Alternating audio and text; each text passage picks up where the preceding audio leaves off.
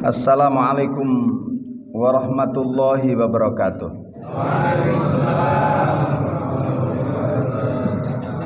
Innal hamdalillahi nahmaduhu wa nasta'inuhu wa nastaghfiruh wa na'udzu billahi min shururi anfusina wa min sayyiati a'malina may yahdihillahu fala mudhillalah wa may yudlil fala hadiyalah.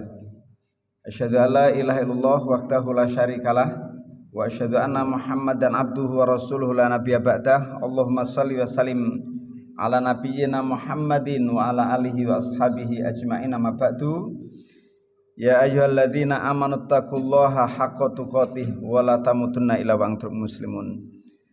Bapak-bapak, ibu-ibu sekalian yang dirahmati Allah Subhanahu wa taala, bersyukur kita kepada Allah. Hari ini Allah izinkan kita, hari ini Allah beri pertolongan kepada kita semua untuk menyelesaikan tahapan-tahapan ibadah di bulan suci Ramadan untuk hari yang ke-14 15. Masya Allah, cepat sekali ya. Ya, ini berarti tinggal berapa hari lagi, Pak? Berapa? 14 ya. Awal Ramadan itu bersama Muhammadiyah, kemudian Nahdlatul Ulama dan pemerintah. Kenapa bisa bersama? Karena posisi hilal itu sudah 7 derajat. Di atas 3 derajat standar ijtihadnya pemerintah imkanur ru'yat 3 derajat. Jadi sudah di atas 3 derajat. Nah, akhir Ramadan itu potensi beda. Kenapa? Posisi hilal di akhir Ramadan itu baru 1,5 derajat. Berarti di bawah 3 derajat. Kalau 1,5 derajat, kemungkinan besar tidak kelihatan saat diru'yat. Kalaupun mau menggunakan ijtihad imkanur ru'yat, mungkin dapat diru'yat juga belum sampai 3 derajat. Sehingga ini berpotensi untuk beda. Sehingga nanti yang berpedoman kepada hisab hakiki wujudul hilal yang dipedomani oleh Muhammadiyah, nanti itu 1 bulannya genap 29 hari. Sementara yang berpedoman kepada ru'yat atau imkanur ru'yat itu berpotensi untuk menambah sehari lagi. Berarti nanti 30 hari. Pertanyaannya, kalau ada sholat id hari raya, antara yang duluan dengan yang akhir pilih mana, Pak? Hah? Yang duluan. Ya, kita pengen segera selesai. Ingin segera selesai dari penjara. Nggak, sebetulnya urusannya bukan cepat dan tidak cepat. Ya. Tetapi memang yang ijtihad berdasarkan wujud hilal, asal hilal sudah wujud, ya memang sudah wujud 1,5 derajat itu sudah wujud. Nah, karena sudah wujud maka sudah masuk bulan baru. Ini adalah bagian dari ijtihad. Karena ijtihad, semuanya ijtihad, maka ijtihad itu tidak ada yang salah selama dilakukan oleh para ulama, ya. Jadi yang kalau nanti ijtihadnya itu betul, poinnya 2. Kalau ijtihad itu salah, poinnya 1. Jadi tidak ada yang salah, ya. Nah, silakan dinikmati mana yang mau dipilih hari raya nenek. Delok wajah kepengin cepet kabeh gitu. Nah, Bapak sekalian, tema yang diberikan pada malam hari ini, saya baru ingat tuh ya, ternyata ada tema, Pak ya. Nanti saya hubungkanlah ya sedikit, yaitu menyongsong kebangkitan umat Islam.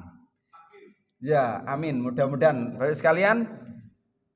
Maka menurut saya, apakah kemudian kebangkitan Islam itu sebagai hadiah yang tiba-tiba hadir dari Allah, ataukah kemudian kita perlu melalui tahapan perjuangan?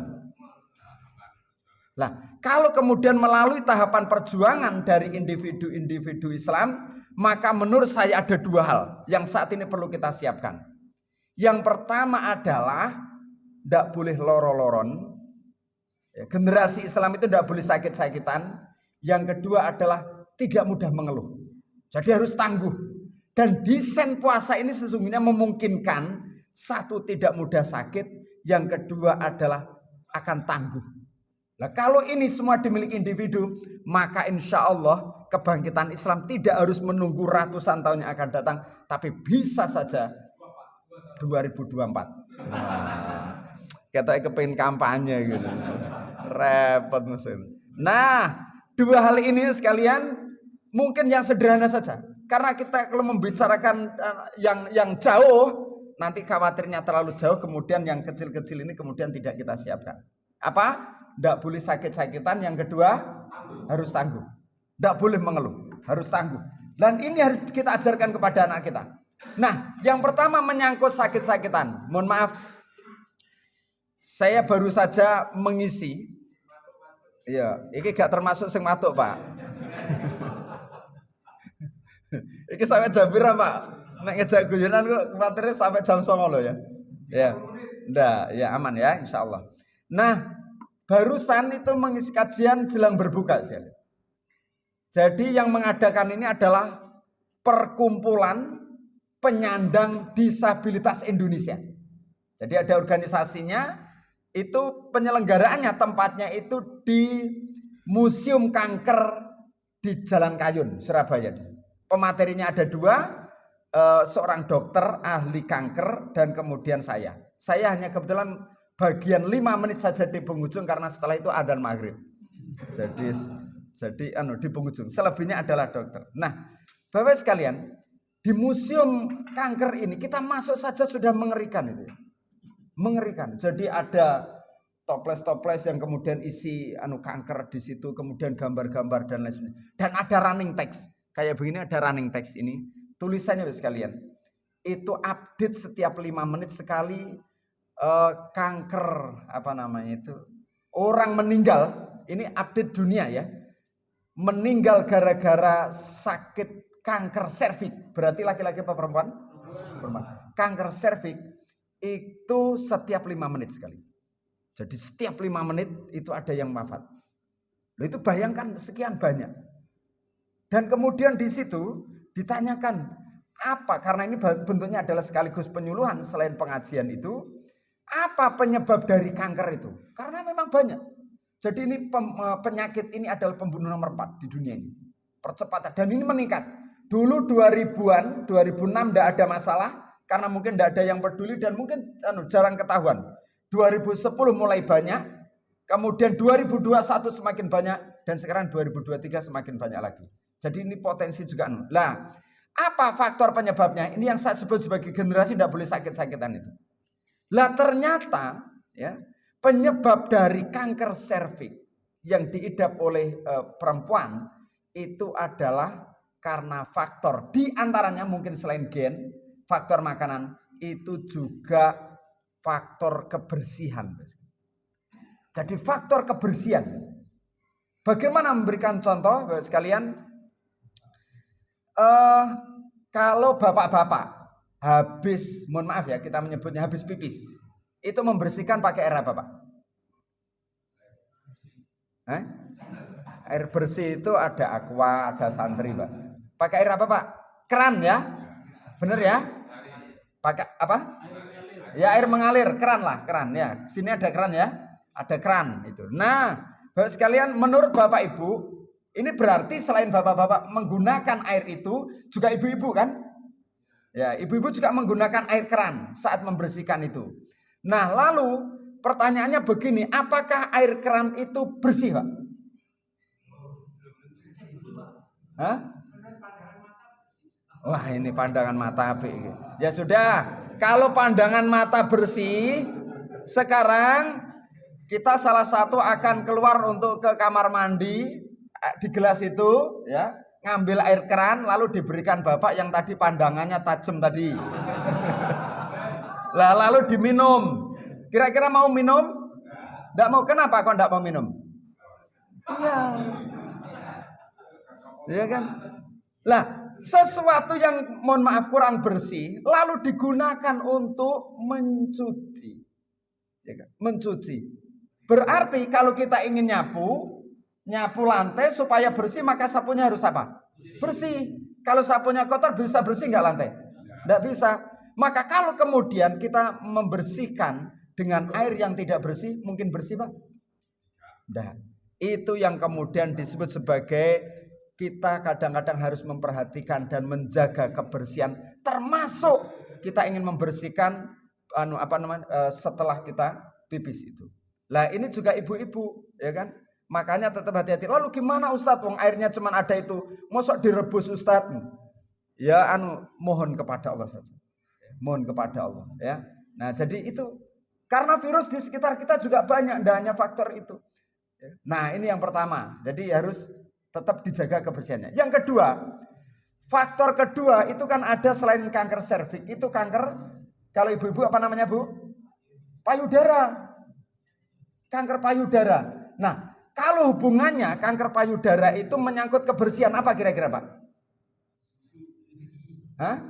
Lah sekarang begini, saya tanya bapak-bapak yang memanfaatkan, mohon maaf ya, saya menyebut karena ini hubungannya kesehatan saja, tidak apa-apa saya kira, wong sudah besar-besar semua kan, gitu. Yang memanfaatkan, mohon maaf, payudara seorang perempuan atau istri itu siapa Pak? Hah? Nah, bapak-bapak kan salah satunya. Lah, ibu-ibu telah menjaga kebersihannya, tapi kalau kemudian bapak-bapak setelah dari warung, setelah dari mana, masuk ke rumah tanpa cuci tangan, masuk ke kamar tanpa cuci tangan, maka langsung masuk ke kamar, apa yang terjadi? Itu yang akan menyebabkan kemudian kotor. Lalu kemudian saya juga kalau boleh menyarankan bapak-bapak, sebelum masuk kamar bertemu istrinya, maka gosok gigi Pak. Kenapa kok perlu gosok gigi? Supaya tidak bau. Supaya tidak kotor dan tidak menjaga kebersihan. Jadi cara kita untuk mencuci tangan atau kalau bisa wudhu terlebih dahulu sebelum tidur itu, sekaligus gosok gigi, itu salah satunya adalah dalam rangka membantu dan menjaga istri kita supaya tetap sehat. Jadi ini penting. Loh, ini yang disampaikan oleh dokter itu, ya kan? Lalu kalau bapak-bapak apa? Karena faktor apa? Penyakit kankernya itu kalau tidak kanker paru-paru juga kanker usus. Dan ini juga banyak yang terjadi karena faktor ini. Kemarin wali murid karena faktor kanker usus. Di kemo beberapa kali juga tidak sembuh, akhirnya juga Allah harus memanggilnya itu. Nah, apa faktor penyebabnya? Sama. Ya juga kurang menjaga kebersihan. Selain dari juga persoalan makanan. Nah, oleh sebab itu agama kita ternyata itu perhatian terhadap kebersihan itu sampai-sampai ada sebuah dasar an-nadzafatu minal iman. Kebersihan itu bagian dari iman. Lah, generasi yang harus lahir itu harus bisa menjaga itu. Kebersihannya itu sehingga nanti bisa kuat secara fisik. Lah kalau kemudian mau menyongsong kebangkitan Islam tapi ngri-ngrien, loro-loro ndak bisa. Nek watu isek dimaklumi wong iki poso. Iki poso. Jadi itu yang pertama Pak, ya. Harus dijaga ya, kesehatannya dan lain sebagainya. Nah, tapi karena saya waktu itu hanya 5 menit diberikan kesempatan karena waktunya jelang berbuka.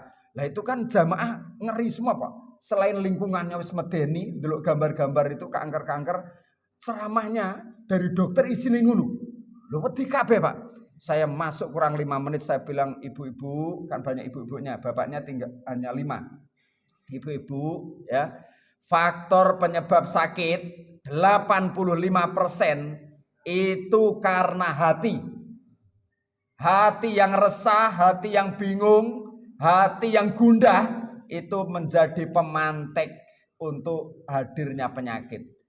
Apa artinya? Jangan-jangan jatuh, kanker dan lain sebagainya, penyebab itu bukan karena persoalan kurang bersih. Jenengan saya lihat sudah bersih semua, tapi jangan-jangan wedi kabeh iki lho, takut semua.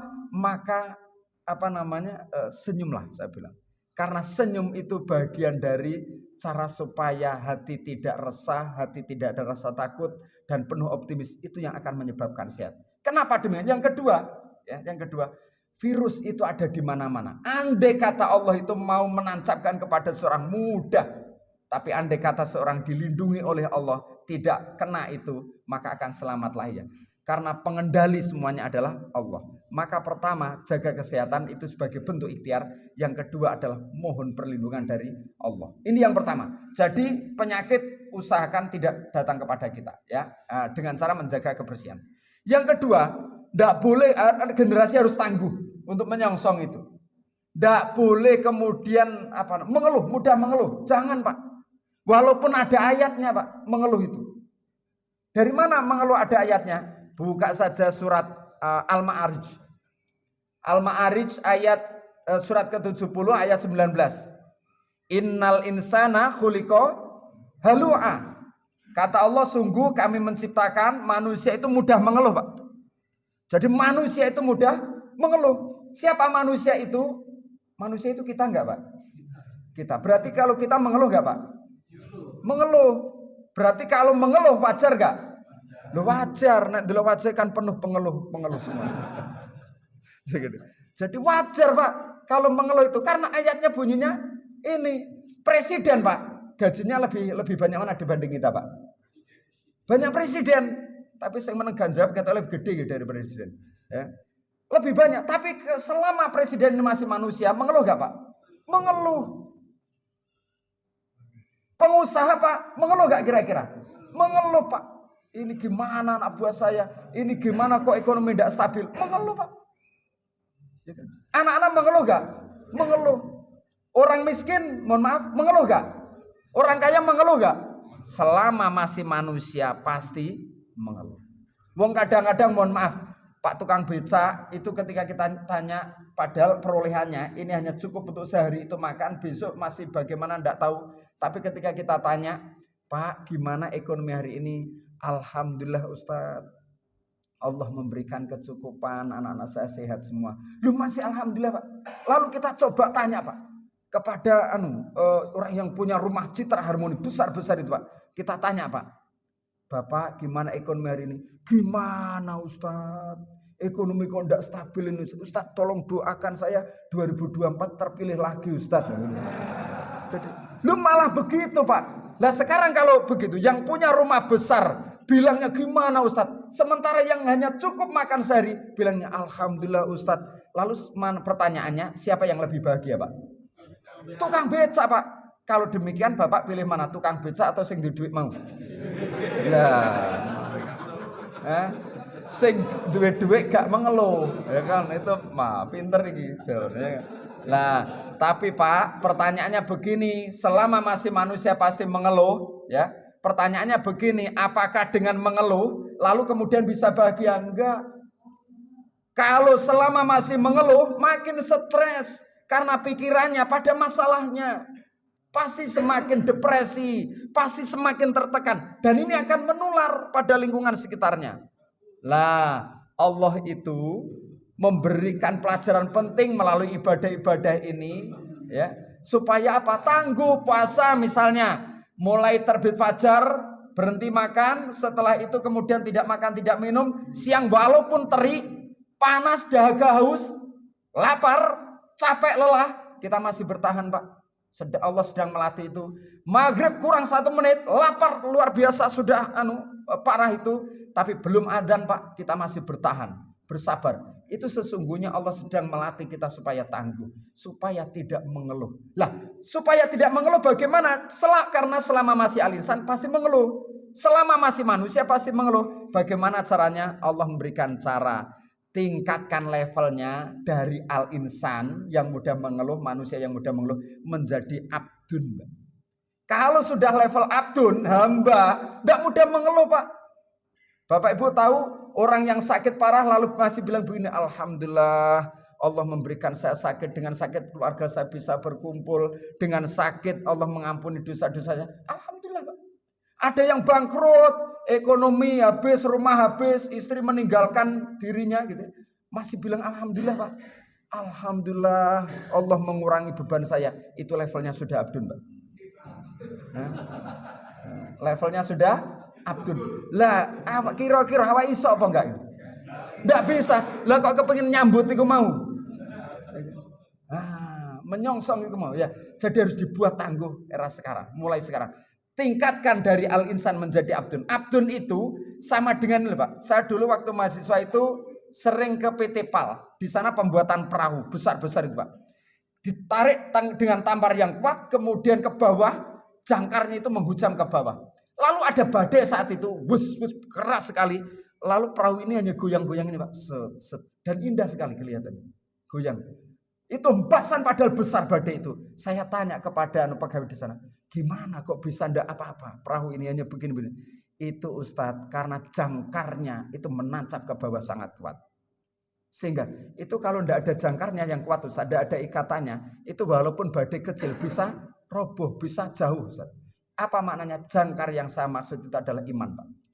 Seseorang itu kalau punya iman kuat, walaupun ujian menimpa sangat dahsyat kepada kita, maka itu hanya goyang-goyang sedikit saja. Hanya bilang alhamdulillah, alhamdulillah, dan kita bisa pada level itu. Lah untuk mengujinya setelah ini saat witir. Kalau saya witir 3 rakaat nanti, saya selesaikan mulai ayat 1 sampai terakhir surat Al-Baqarah, ngeluh apa enggak? Hah? Lah, nek ndelok guyune ketek mengeluh, berarti levelnya belum harus ditingkatkan. Tapi saya insya Allah ndak dolim ya. Melihat di belakangnya kok rodok tua-tua jadi ayatnya ya. Terima kasih Bapak sekalian. Yuk kita song-song dengan kekuatan kita, dari kebangkitan mulai dari kita, generasi kita, hingga Allah kemudian dengan perjuangan kita akan mengabulkan apa yang menjadi niat kita, cita-cita kita. Islam akan berkembang di dunia ini, jumlahnya di atas rata-rata, tidak sekedar kuantitas tetapi kualitasnya sesuai dengan para nabi terdahulu. Aku qouli hadza wa astaghfirullaha li wa lakum. Wassalamualaikum warahmatullahi wabarakatuh.